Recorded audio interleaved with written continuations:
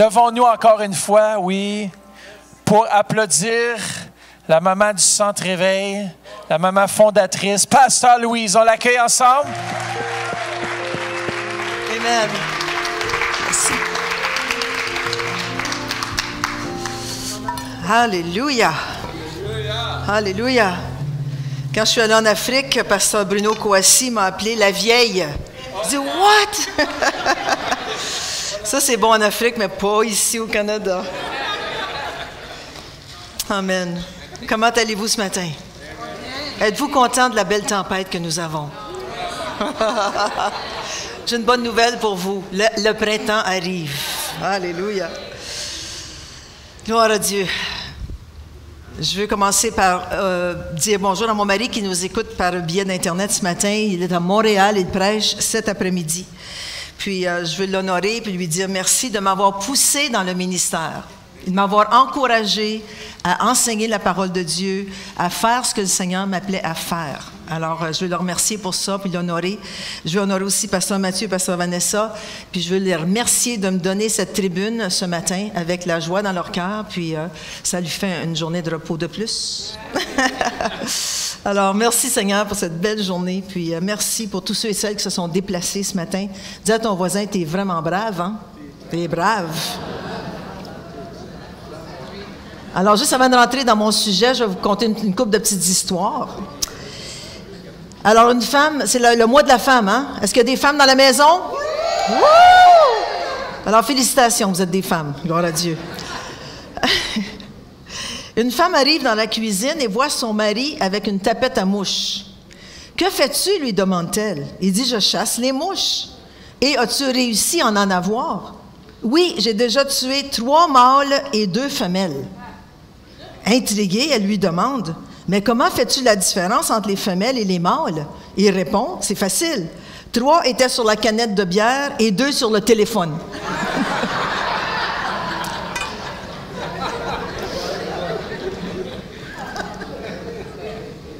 Puis hier, notre ami Léopold nous a conté ceci. Il est allé à la librairie et il a trouvé un livre qui avait comme titre « Comment régler 50% de vos problèmes ». Il en a acheté 2. C'est bon, hein? Mais vous ne la riez pas. Les vintage l'ont assis hier, là. Vous n'êtes pas encore vintage, vous ne comprenez pas.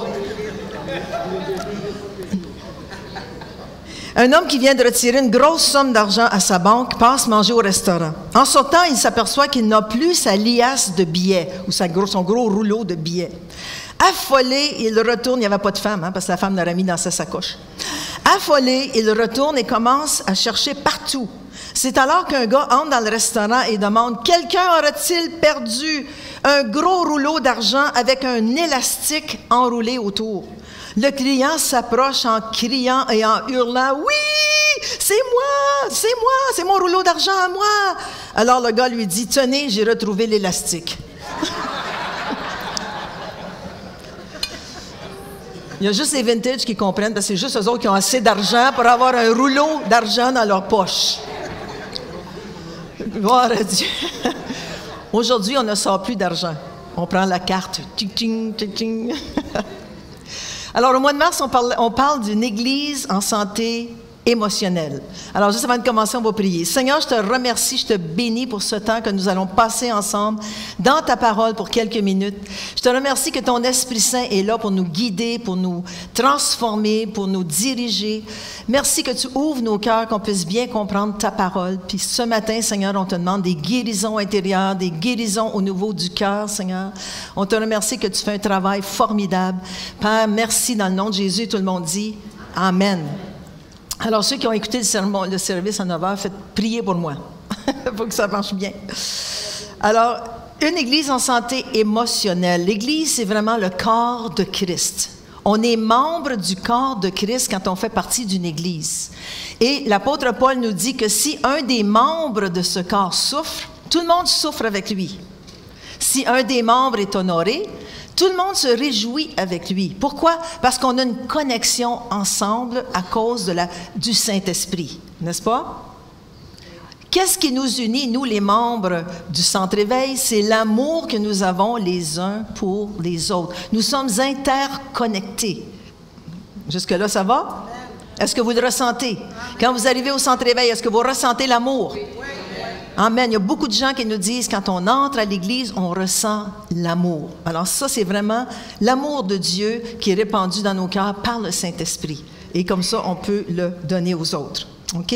Puis même Paul va jusqu'à dire, aimez-vous ardemment les uns les autres. Pas juste aimez-vous à la surface, aimez-vous ardemment les uns les autres. Et c'est ça qu'on essaie de faire ici. Le verset du mois est ceci, le psaume 147 au verset 3. « Il guérit ceux qui ont le cœur, quoi? Brisé, et il panse leurs blessures. » Alors, quand on a le cœur brisé, quel meilleur endroit que de venir à l'Église? Pourquoi? Parce que le Saint-Esprit est là pour nous guérir. Le Saint-Esprit est là pour nous soutenir. Le Saint-Esprit est là, il vit en nous.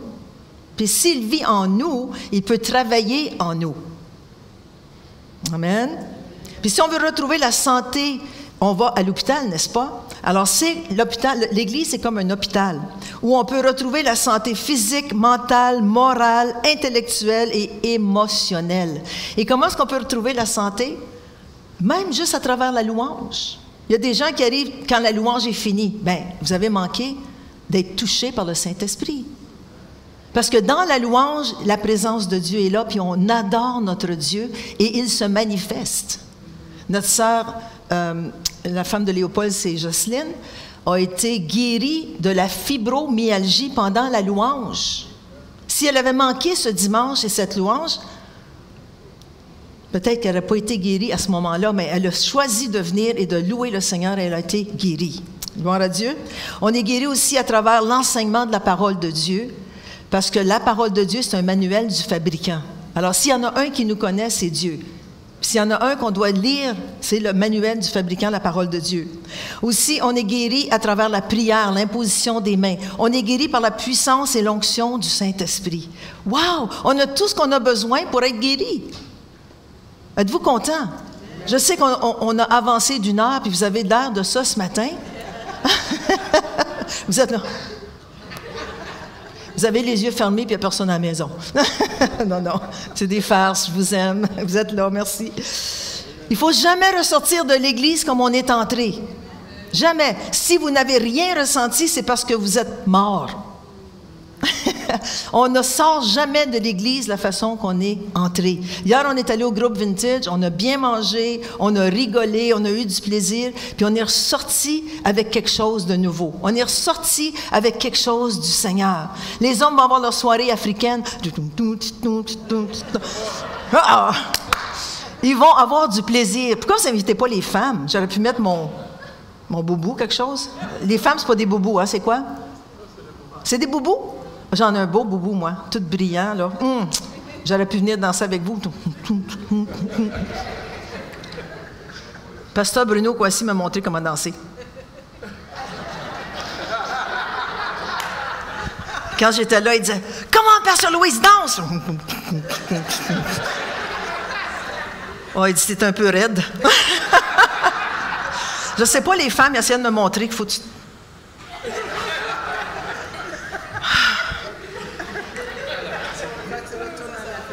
C'est ça, ça sent bien? On n'a pas, nous autres, le sang chaud, là, comme vous. Bon, retournons dans mon message. Bon. Alors, c'est une question de cœur. C'est ça mon titre ce matin. C'est une question de cœur. Vous savez que le cœur est mentionné au moins 200 fois dans la parole de Dieu.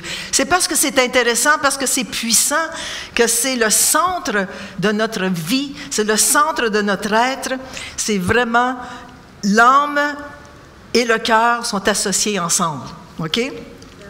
Dans Luc 4, au verset 18 et 19, c'est Jésus qui se retrouve dans une synagogue et qui demande au chef de la synagogue de lui donner le livre d'Isaïe. Et voici ce qu'il lit. Isaïe 61, ça nous dit « L'Esprit du Seigneur est sur moi, parce qu'il m'a oint, dites oint, pour annoncer une bonne nouvelle aux pauvres.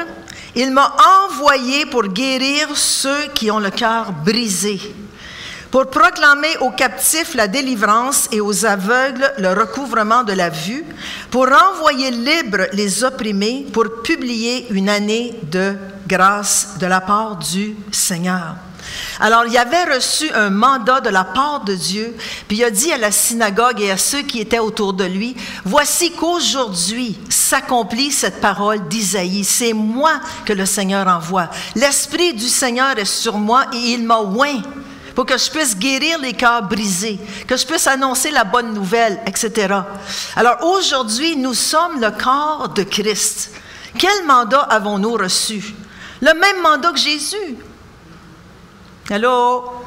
On a reçu le même mandat que Jésus, c'est-à-dire que l'Esprit du Seigneur est sur nous et nous sommes moins pour aider le frère, aider la sœur, ceux qui ont besoin de guérison. Amen? Alors vraiment, le cœur est le centre de notre être, comme je l'ai dit tantôt. La partie émotionnelle de l'âme, c'est à partir de notre cœur que nous démontrons et verbalisons nos sentiments.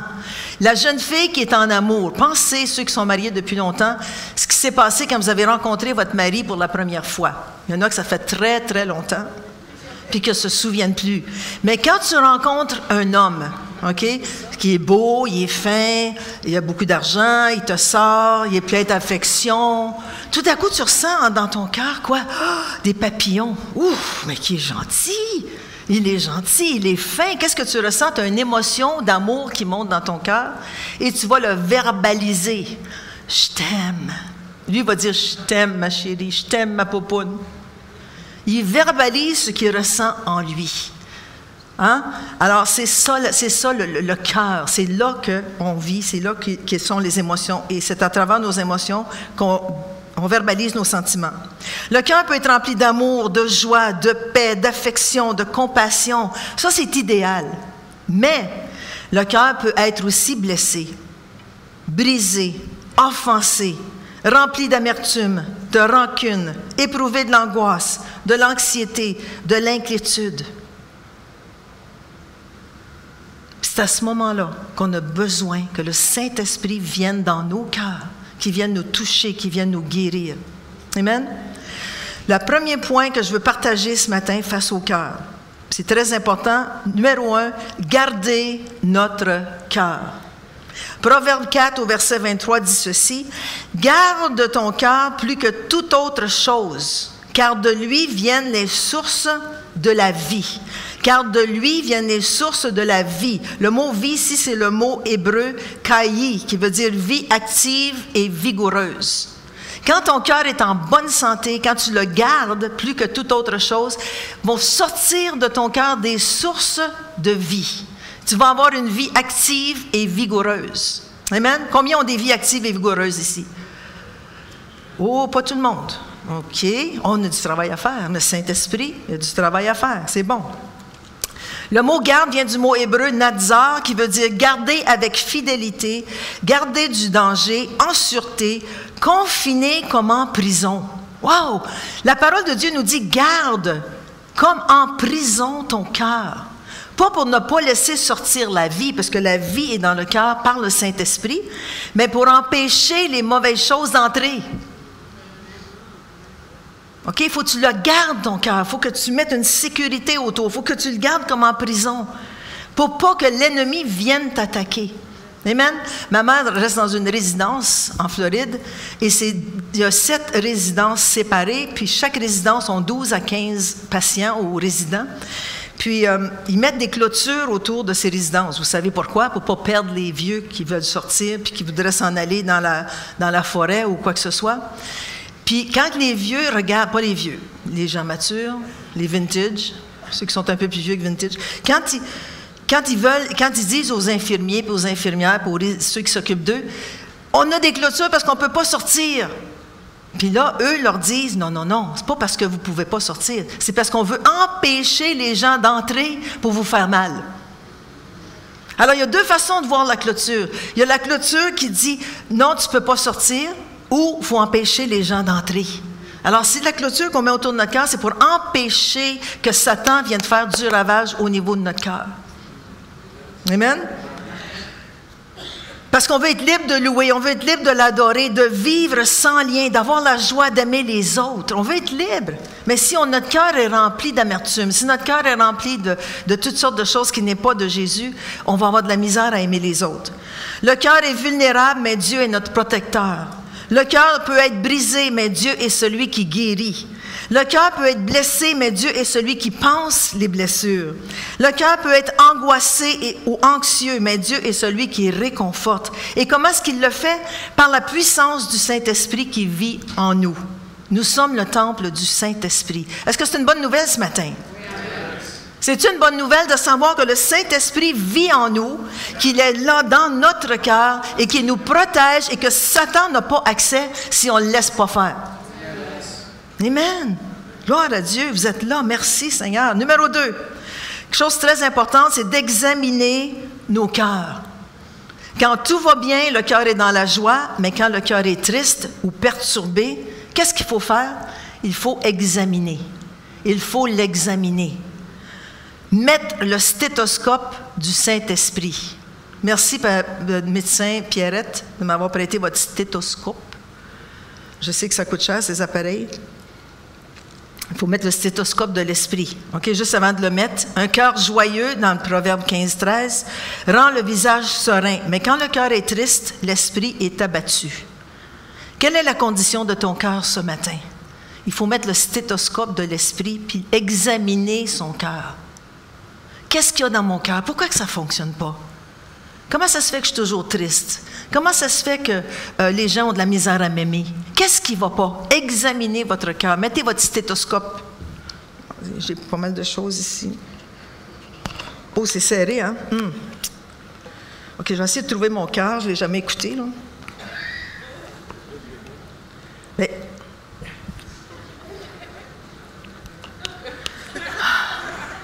Chut. Oh, je l'entends. Examinons nos cœurs. Prenons le stéthoscope du Saint-Esprit pour écouter ce qu'il y a en dedans. Qu'est-ce qui ne va pas? Seigneur, montre-moi. Stéthoscope de l'Esprit. Examinons nos cœurs. Quelle est la condition de ton cœur ce matin? Il faut reconnaître notre condition, avouer notre besoin de Dieu. C'est le début de la guérison de notre âme et de notre cœur. Quand ça ne va pas, va voir quelqu'un. Demande-lui, qu'est-ce que tu penses qui ne va pas avec moi? Probablement qu'il ne saura pas. Alors, c'est pour ça que c'est important d'aller voir, d'aller se référer au Saint-Esprit pour demander. Je vais vous conter une expérience au début de notre Église, en 98-99. J'étais contente de revenir dans le ministère. Ça faisait des années qu'on était sur la route. Et tout ce que je faisais, je repassais les chemises de mon mari, puis j'éduquais mes enfants avec l'école sur la route. Puis, on est revenu à Ottawa, puis j'étais contente de travailler à l'œuvre, de faire du ministère, d'établir l'Église, de la bâtir, qu'on la bâtissait ensemble, mon mari et moi. Puis lui, c'est un visionnaire, puis moi, je devais organiser ses visions. Je ne sais pas si vous comprenez ce que je veux dire. Lui, il a la vision, puis il me dit, on va faire telle chose, puis là, moi, je commence à planifier dans ma tête, parce que moi, je suis plus organisatrice, un peu plus. Puis je commence à examiner dans ma tête, on va faire ça comme ça, on va faire ça comme ça, on va faire ça comme ça. Je lui présente le projet, elle dit non. C'est pas comme ça que je le veux, on va le faire de ma façon, puis c'est pas comme ça que je le veux. Bien, j'ai dit, écoute, là, si on le fait de ta façon, moi, en tout cas, je lâche. Puis là, dans mon cœur, c'était pas kosher, comme on dit. C'était pas cachère. Puis à un moment donné, on regardait, on faisait l'œuvre du ministère ensemble. Puis il me dit, Louise, il dit, c'est beau, là, tu veux faire telle et telle chose, mais moi, c'est vraiment ça que le Seigneur me montre. Puis il dit, je sens que tu as un esprit pas de rébellion, mais un esprit de contrôle et de manipulation. Parce que tu veux le faire à ta façon. Ça faisait tellement d'années que je n'avais pas organisé rien, que j'étais contente, puis je voulais le faire à ma façon. Puis il m'a dit, tu as un esprit de contrôle et manipulation. Puis il me l'a dit à plusieurs reprises, puis j'ai dit, ben non. Tu sais, des fois, on ne veut pas réaliser qu'est-ce qui se passe en dedans. Puis un jour, qui était absent, parce que j'ai attendu qu'il parte, puis là, je me suis mis devant la face de Dieu. J'ai commencé à examiner mon cœur. Ça prend une conviction de l'Esprit, hein?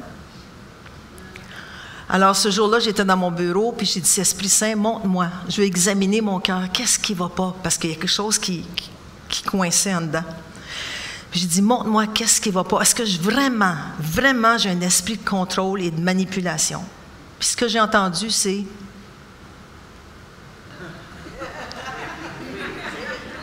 Oui. Ça fait mal quand tu entends le oui.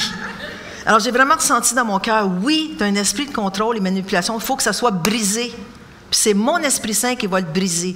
Alors, je me suis mis comme à genoux sur mon lit, ou je ne sais pas où j'étais, là, ça fait des années. Mais j'ai commencé à pleurer, puis à chercher la face de Dieu. Puis, Seigneur, je te demande pardon. Je ne veux pas avoir cet esprit-là. Je veux vraiment marcher dans ton onction. Je veux suivre le ministère que tu m'appelles à faire.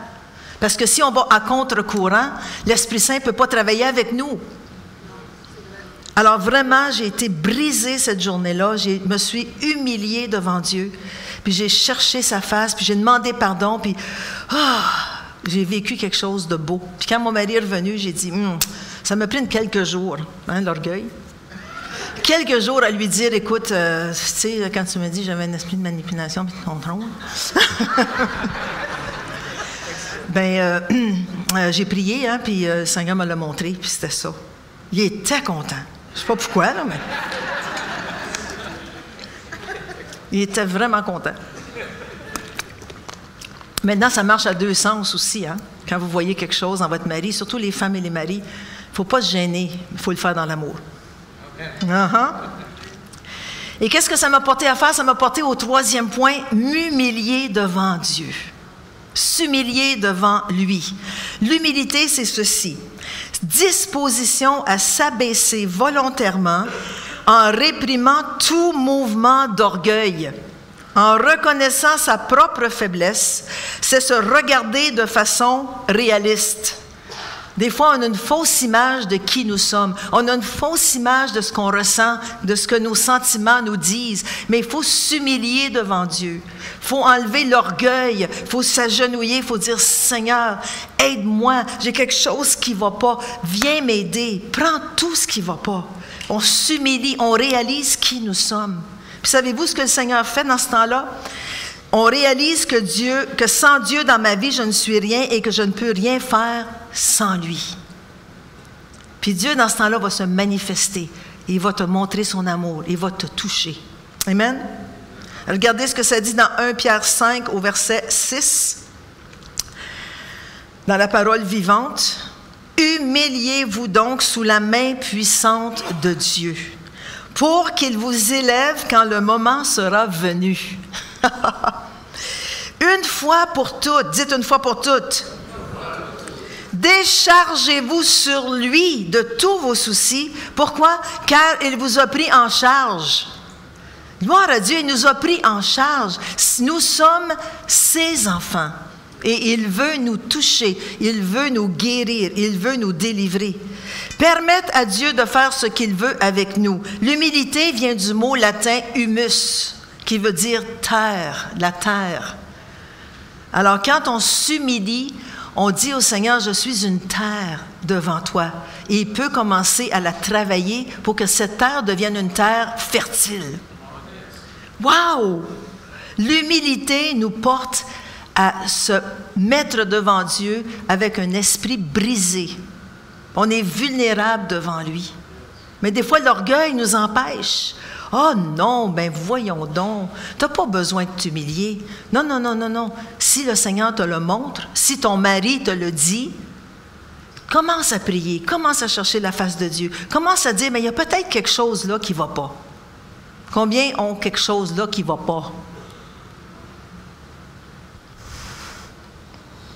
Quatrième point, reconnaître notre besoin de lui. Parce que nous sommes des êtres vulnérables et souvent brisés par toutes sortes d'événements, de situations, de circonstances. Vous dites, « Oh ben, il m'en a trop fait.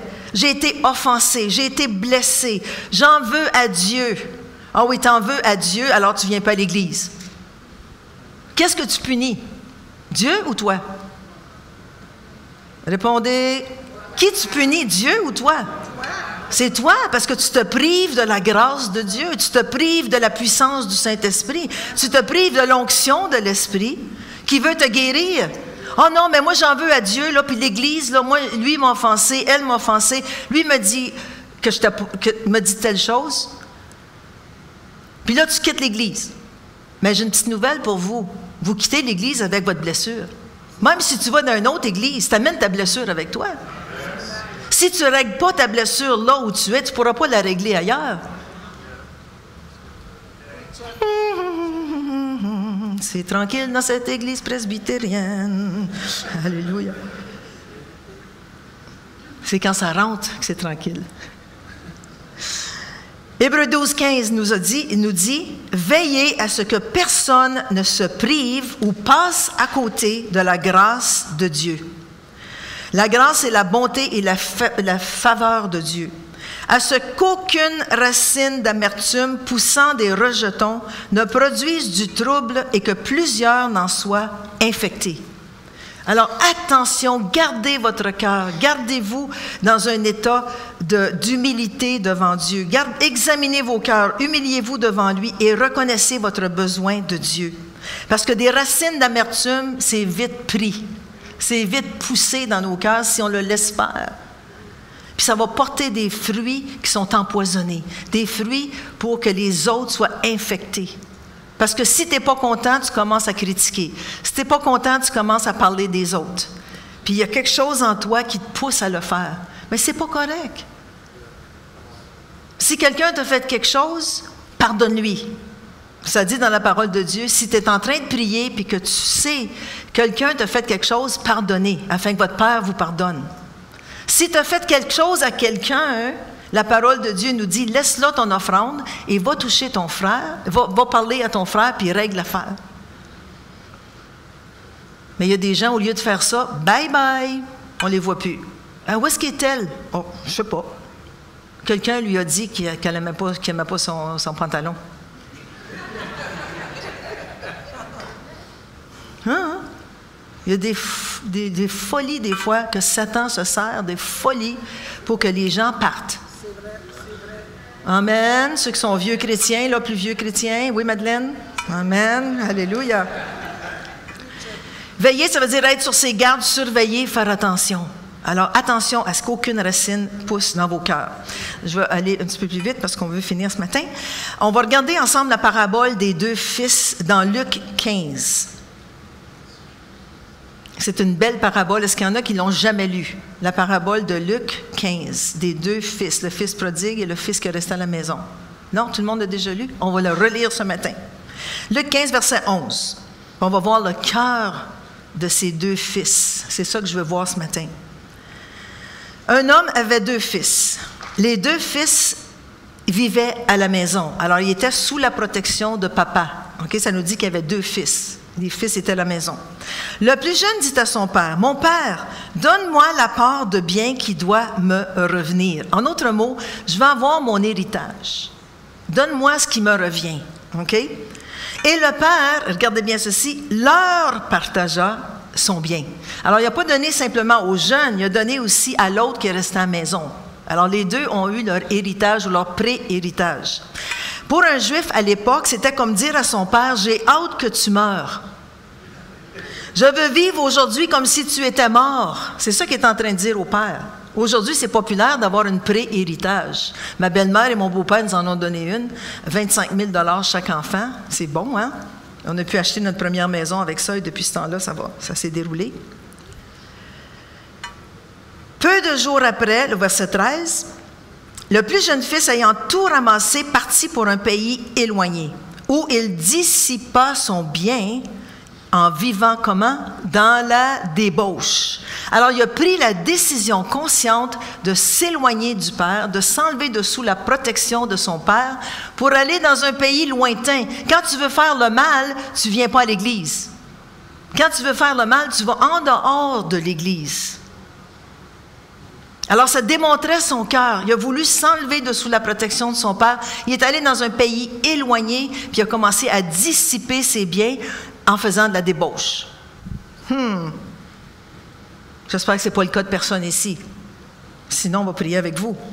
Amen. Puis quand tu vis dans la débauche, tu as beaucoup, beaucoup d'amis, n'est-ce pas? Quand tu as beaucoup d'argent, tu payes la traite à tout le monde, les gens t'apprécient, tu vis dans la débauche, tu as beaucoup de femmes autour de toi, jusqu'à ce qu'un jour, tu n'as plus d'argent.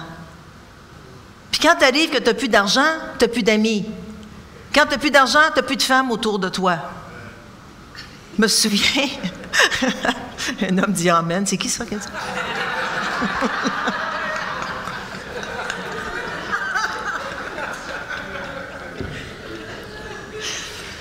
Au début de notre conversion, on avait beaucoup, beaucoup d'amis avant qu'on se convertisse. On avait toujours beaucoup de bière, de la boisson, de la drogue dans la maison. On avait beaucoup d'amis. Mais quand on a donné notre vie au Seigneur Jésus-Christ, nos amis, ils nous aimaient plus autant. Parce qu'on n'avait plus de drogue, on n'avait plus de bière, on n'avait plus de boisson. Alors nos amis sont disparus. Puis on commençait à nous persécuter. Mais on voulait suivre le Seigneur. Alors quand on a beaucoup d'argent, on a beaucoup d'amis. Puis quand on se convertit, on n'a plus d'amis. On a d'autres amis. Alors, il s'est trouvé dans le besoin. Verset 14.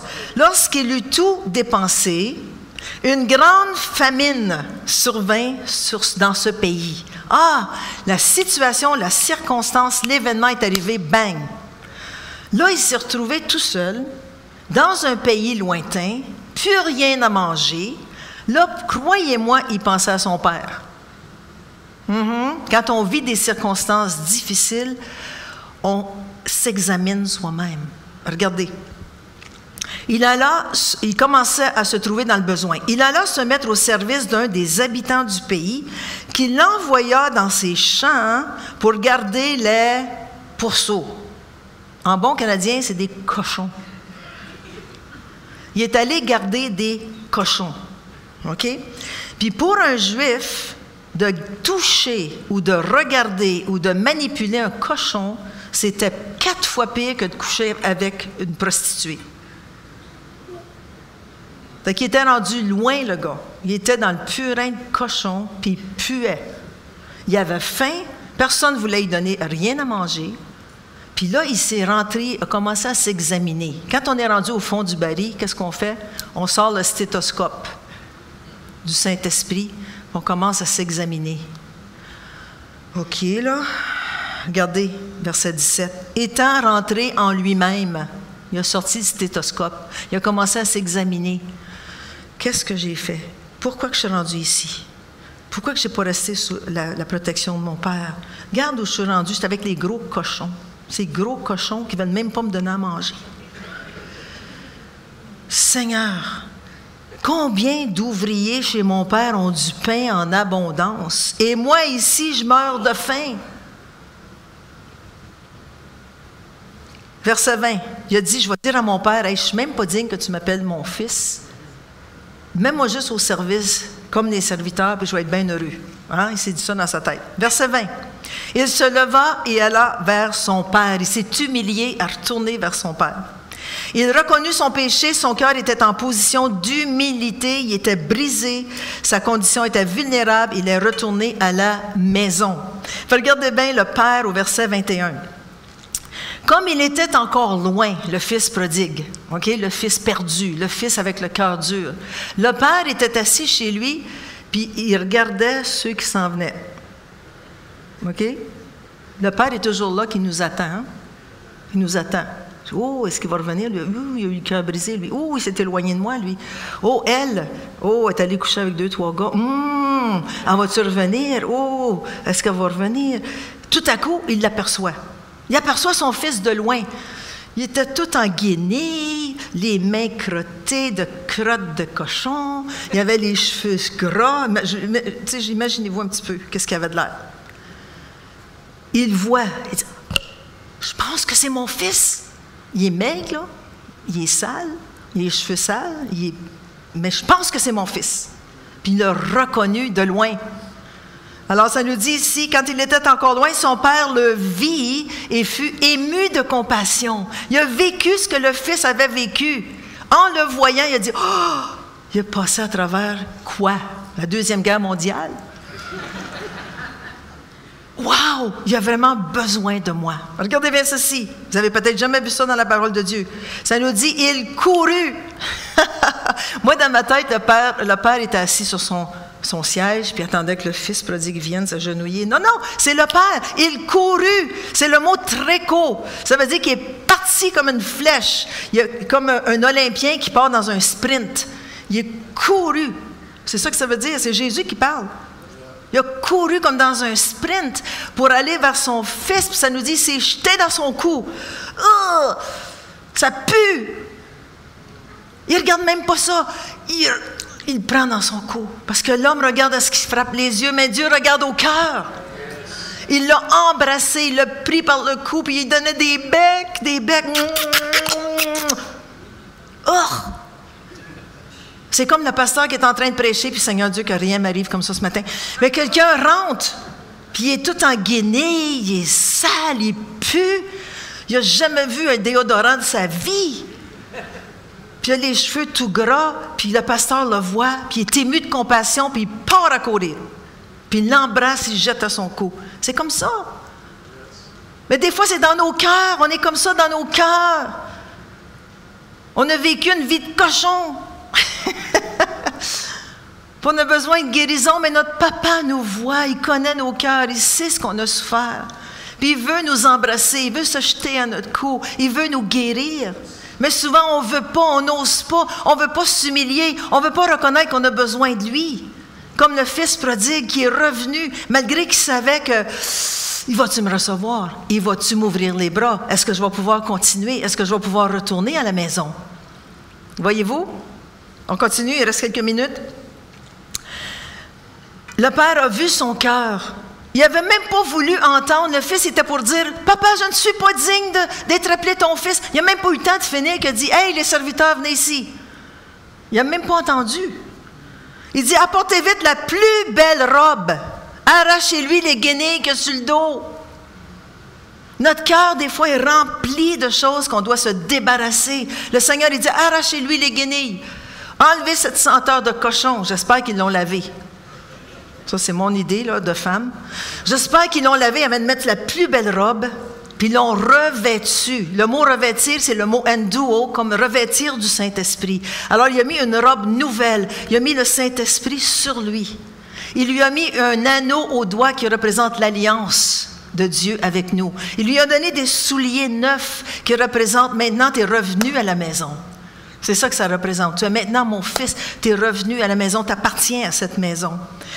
Puis ensuite, il a dit, amenez le veau gras. Oh! Amenez le veau gras. Savez-vous que le veau gras, Jean-Claude, tu sais, pasteur Jean-Claude? Le veau gras était engraissé par chaque fermier pour un personnage de haut rang qui passait dans le village. Si le fils du roi, le gouverneur, un prince ou quoi que ce soit, t'engraissait le veau gras pour le tuer quand ce personnage venait chez toi. Il a tué le veau gras pour son fils. Il a donné ce qu'il y avait de meilleur. Alors quand tu reviens vers Dieu, quand ton cœur est repentant, quand tu t'humilies devant lui, quand tu reconnais ton besoin, le Seigneur va tuer le veau gras. Il va tuer le veau gras pour toi parce que tu en vaux la peine. Tu en vaux la peine. Puis il a dit, venez, mangeons, réjouissons-nous, car mon fils que voici était mort, il est revenu à la vie. Il était perdu et il est retrouvé et ils commencèrent à se réjouir. Wow! Peux-tu donner une bonne main d'applaudissement pour ce père? Woo! Oh! Moi, j'aimerais ça avoir un père comme ça. Hein, tu arrives à la maison, le gros steak sur la table. Il t'accueille à bras ouverts, même si tu n'as pas été gentil. Là, il dit, on fait la fête ce soir, le gros CD, la musique chrétienne, puis on danse en africain. On se réjouit. Mais c'est comme ça dans notre cœur, quand Dieu nous pardonne, quand Dieu vient nous toucher dans notre cœur, quand il vient nous guérir, on devrait se réjouir. Puis pas être jaloux. On va regarder le fils aîné quelques minutes. Or, le fils aîné, au verset 25, était dans les champs. Lui aussi avait reçu sa part d'héritage. Lorsqu'il revint et approcha de la maison, il entendit la musique et les danses. Et il appela un des serviteurs et lui demanda ce que c'était. Ce serviteur lui dit, « Ton frère est de retour et ton père... » Il n'a pas dû dire ça. « Ton père a tué le veau gras. » Hein? Pas vrai. Il n'a pas tué le veau gras pour ce vaurien-là. Je parle à la québécoise un petit peu. Le vaurien, il a tué le veau gras pour ce vaurien. Ton frère est revenu à la maison puis il a tué le veau gras parce qu'il l'a retrouvé en bonne santé. Ha, ha, ha. Good for him. Qu'est-ce qui est arrivé au verset 28? Il se mit en colère et ne voulut pas entrer. Son cœur. Il habitait sous la maison de son père. Il était là à l'église à tous les dimanches. Mais son frère revient au Seigneur puis il est choqué. Il a tué le veau gras. Regarde qu'est-ce qu'il a donné. Regarde lui, là. Moi, ça fait 10 ans que je prie pour ma guérison. Puis regarde ce gars-là qui arrive à l'église, puis il se fait guérir tout de suite. Écoute, là, moi, j'en viens pas. Regarde cette femme-là là, qui arrive, là, puis garde la robe sur le dos. Moi-même, je ne suis pas capable de m'acheter des robes de même. Le cœur dur. Tu es dans la maison de Dieu, mais tu es dur. Pourquoi tu as tué le veau gras? Tu aurais pu tuer la petite vache laide là, qui est dans le fond de la cour. Mais non, il fallait que tu prennes le veau gras qui appartient au roi, puis que tu tues ça pour ce vaurien-là. Cœur dur. Cœur dur. Tu es à l'église, tu as un cœur dur. Le Seigneur a de la misère à te parler. Quelqu'un dit, « Hey, tu devrais vraiment pardonner. » « Es-tu malade? »« Hey, es-tu malade? Tu n'as pas vu ce qu'elle m'a fait, elle? Elle a parlé dans mon dos. Elle m'a mis le couteau dans le dos. Mais arrache-le, puis pardonne-lui. »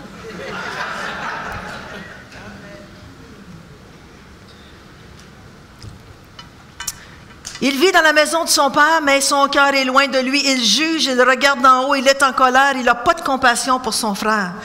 Il est loin de la grâce et de la faveur de Dieu. Il garde tout en lui et tout à coup, il se produit une explosion. Pourquoi cette colère, cette agressivité, cette rébellion, cette haine ou cette rancune? Parce qu'il n'est pas capable de laisser aller. Il n'est pas capable de refuser, de garder son cœur. Il garde tout ça en dedans. Il a une porte ouverte à l'ennemi dans son cœur. Le danger, c'est que si tu permets à une semence négative d'entrer dans ton cœur, cette semence va pousser et porter du fruit empoisonné. Et ce qui sort de ta bouche devient le reflet de ce qu'il y a dans ton cœur. Ça nous dit dans Luc 6, 45, « L'homme bon tire de bonnes choses du bon trésor de son cœur, et le méchant tire de mauvaises choses de son mauvais trésor, car c'est de l'abondance, dites l'abondance, du cœur, que la bouche parle. » Le père sort de la maison. On termine avec ces 2 versets qui suivent. Son père, est-ce que vous aimez l'histoire des 2 fils? All right. Son père sortit. Remarquez bien que le père n'est pas parti en sprint. Il est sorti. Et le pria d'entrer. Laisse-moi donc. Viens te réjouir avec nous. Non.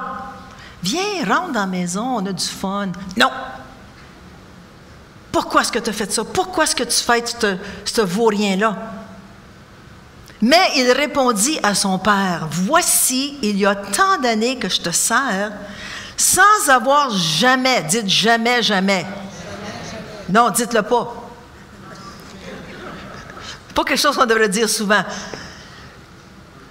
Sans avoir jamais transgressé tes ordres. Il est tellement aveuglé, il est tellement choqué et jamais tu ne m'as donné même un chevreau pour que je me réjouisse avec mes amis. Tu as tué le veau gras pour lui, puis moi, tu ne m'as jamais même donné un chevreau. C'est quoi un chevreau? C'est une petite chèvre. On ne mange pas ça ici, c'est pour ça. Et quand ton fils est arrivé, celui qui a mangé ton bien avec des prostituées, c'est pour lui que tu as tué le veau gras. Wow! Mon enfant, lui dit le père, tu es toujours avec moi et tout ce que j'ai est à toi. Mais des fois, à cause de notre cœur qui est dur, on ne s'aperçoit pas et on ne voit pas les bénédictions que Dieu a pour nous. On regarde les autres, puis comment c'est que lui là, puis comment c'est qu'elle est là, puis lui m'a fait mal, puis je ne suis pas capable de se pardonner. Puis, wow, arrête! Reconnais que tout ce qui est à Dieu t'appartient. Tout ce que tu as besoin pour que ton cœur soit guéri t'appartient d'avance. La guérison, la délivrance, tout appartient. Amen? Le père continue en disant, « Il fallait bien s'égayer et se réjouir parce que ton frère que voici était mort et qu'il est revenu à la vie parce qu'il était perdu et qu'il est retrouvé. » Alors, quelle est l'attitude de ton cœur ce matin? Je t'encourage à prendre le stéthoscope de l'Esprit ce matin et d'écouter. Demandez, Saint-Esprit, maintenant, examine mon cœur. J'ai gardé mon cœur plus que toute autre chose. Maintenant, examine mon cœur, je ne me sens pas bien aujourd'hui. Examine mon cœur, j'ai de la rancune dans mon cœur pour quelqu'un. Examine mon cœur parce que j'ai de l'amertume pour quelqu'un dans mon cœur. Examine mon cœur parce que j'ai de la tristesse, j'ai de l'angoisse, j'ai de l'anxiété. Examine mon cœur, touche-moi par ton Esprit Saint. Oh, ki arashana, ki arashana. Comment te sens-tu en dedans ce matin? Comment est-ce que tu es arrivé à l'église? Oui, il y a une tempête de neige, c'est pas grave, on en a vu d'autres. Mais comment est-ce que tu te sens en dedans de ton cœur ce matin? Quel est le sentiment qui monte en toi? Es-tu venu à l'Église avec une attente? Es-tu venu à l'Église pour être guéri, pour être touché, pour changer, pour être transformé? As-tu besoin de guérison au niveau de ton cœur? Quelle est la condition de ton cœur ce matin, ici, maintenant? Es-tu loin du Seigneur comme le fils perdu? As-tu le cœur dur comme le fils de la maison? As-tu besoin de pardonner à quelqu'un qui t'a offensé? As-tu offensé un frère ou une sœur et tu dois demander pardon? Mettez votre main sur votre cœur ce matin. Oh, Jésus. Oh, Jésus, Jésus, Jésus. Oh, Seigneur, je veux garder mon cœur plus que toute autre chose. Je veux le garder contre les attaques de l'ennemi, Seigneur. Je veux empêcher ces attaques. Oh, Jésus, je veux examiner mon cœur ce matin. Est-ce que je suis dans ta volonté? Est-ce que je marche selon ton plan d'amour? Seigneur, je veux m'humilier devant toi. Je veux devenir une terre fertile où tu peux travailler, Seigneur Dieu. Je te demande pardon. Si j'ai un esprit de supériorité, un esprit qui veut diriger, manipuler, contrôler, je te demande pardon. J'ai besoin de toi, Seigneur, pour pardonner. Aide-moi, Seigneur. Aide-moi, Seigneur. Oh. Oui, mon père a été méchant avec moi, je lui pardonne. Oui, cet homme m'a attaqué, je lui pardonne. Oui, cette femme a été méchante avec moi, je lui pardonne. Oh. Oui, le pasteur ne m'a pas regardé la semaine passée, je lui pardonne. Oui, la femme du pasteur ne m'a pas regardé, je lui pardonne. Souvent, c'est des petites choses que l'ennemi se sert pour nous détourner, pour endurcir notre cœur. Puis on se dit, ben si je vais dans une autre église, ça va être mieux. Non, non, non. Tu pars avec ta racine, tu pars avec ton amertume. Laisse-toi libérer ce matin. Jesus. Oh, Jesus. L'Éternel est près de ceux qui ont le cœur brisé. Et il sauve.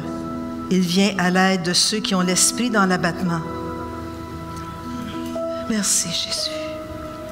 Peut-être qu'aujourd'hui, ça va bien. Demain, ça ira moins bien. Souviens-toi de cet enseignement. Souviens-toi de cet enseignement.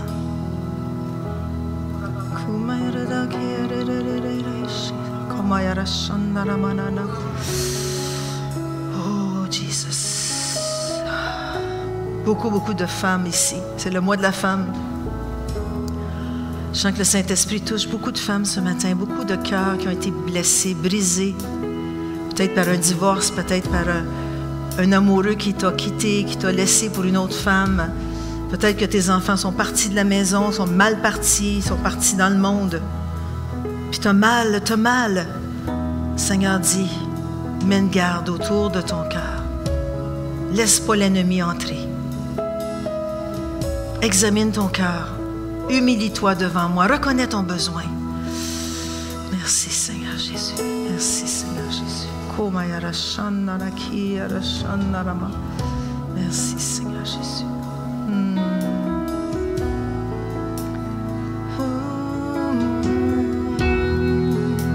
Merci, Jésus.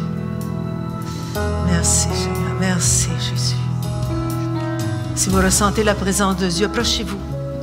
On va prier avec vous. Je sens que c'est puissant, le Saint-Esprit agit puissamment dans les cœurs parce qu'il veut guérir les cœurs. C'est un mois de guérison intérieure, c'est un mois où on veut retrouver la santé émotionnelle. Alors si vous êtes blessé dans vos émotions, si vous êtes brisé au niveau de votre cœur, avancez-vous, on veut prier avec vous. Vous avez la thérapie de la prière qui est offerte à l'Église. Vous avez un bon enseignement qui a été donné mardi soir passé sur comment briser la puissance du passé. Écoutez-le, écoutez-le. Un super message qui a été donné dimanche passé aussi. Écoutez-le, de regarder sous la surface. Merci Seigneur, merci Jésus. Approchez-vous, ne vous gênez pas ce matin. Personne n'est ici pour vous juger. Oh, qui aratatata kamayara shanana manana.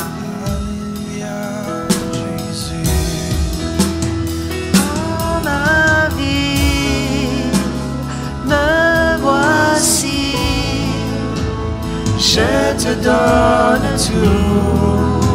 Oui, Jésus, alléluia. Amen. Peut-être vous êtes ici dans ce lieu, avancez-vous si vous ressentez que cet appel est pour vous. Peut-être que vous ne savez pas ce qui se passe, même je sens qu'il y a peut-être des gens ici qui ne savent pas, ils ne savent pas qu'est-ce qui se passe, mais avancez-vous, c'est vraiment votre moment, Oui, votre temps de vous avancer. Et j'aimerais juste prier présentement pour aussi ceux qui sont en ligne, Lac-Saint-Jean aussi, nos campus. Père, on te remercie que tu puisses toucher là-bas tous les cœurs, tous ceux qui nous écoutent présentement en direct, Seigneur.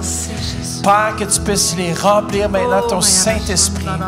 Père, que toute douleur, tout ce qui est là, qui n'appartient pas, Seigneur, qu'on puisse, Seigneur Jésus, être libéré maintenant. Au nom de Jésus, recevez par la foi. Oui, Seigneur, merci.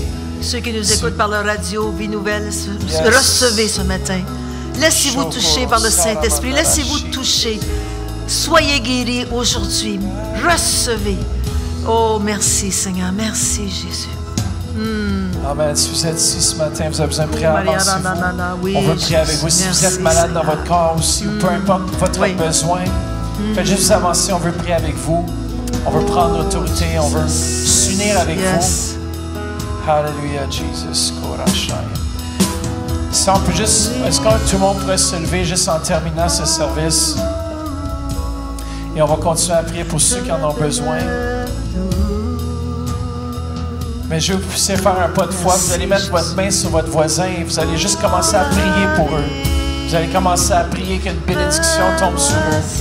Père, merci pour mon voisin. Merci, Père, que tu le remplis de ton Saint-Esprit. Si vous êtes en ligne sur un de nos campus, si vous avez quelqu'un à côté de vous, mettez la main et commencez à prier pour cette personne-là. Commencez. Comment on a... Merci, Père.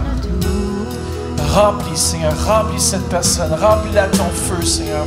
Remplis-la de ton Saint-Esprit, Seigneur Jésus. Que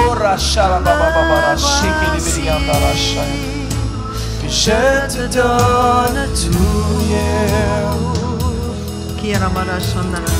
Yes, Jesus. Alléluia, Jésus. Je te donne tout, Yes, Jesus. Me voici. Je te donne tout. Je te donne tout, Seigneur.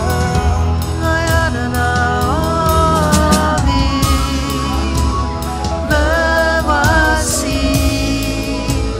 Je te donne tout. Yes, le Seigneur est en train de guérir les cœurs ce matin.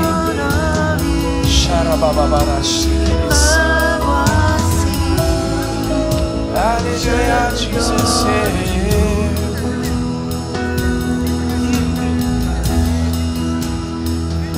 Il y a un couple présentement dans ce lieu, vous souffrez présentement dans votre vie de couple. Oui, si c'est vous, avancez-vous, c'est vraiment pour vous le temps de prière maintenant. Il y a d'autres personnes ici qui souffrent physiquement, avancez-vous, peu importe votre souffrance, peu importe votre maladie, on veut prier avec vous. Sinon, pour tous ceux et celles qui sont nouveaux parmi nous, on aimerait pouvoir prendre un temps pour vous rencontrer. On aimerait vous voir en haut dans la chambre haute. Alors, Père, merci pour cette rassemblée. Père, merci pour chaque personne dans ce lieu. Remplis-la de ton Saint-Esprit présentement. Au nom de Jésus, recevez. Dites ensemble, au mois de mars. Comment? Tout ensemble, au mois de mars, Saint-Esprit, tu fais ce que tu dois faire dans ma vie. Guéris-moi, libère-moi, afin que je puisse libérer d'autres. Dans le nom de Jésus. Amen. Amen. Merci Seigneur. Yes. Bon dimanche. Mardi, n'oubliez pas, on a un invité, le pasteur Bruno Picard, qui est excellent. Il va être ici mardi soir avec nous. Et dimanche prochain aussi, on a le pasteur Denis qui va être ici. Et ça va être super bon. Alors, soyez bénis. Bon dimanche.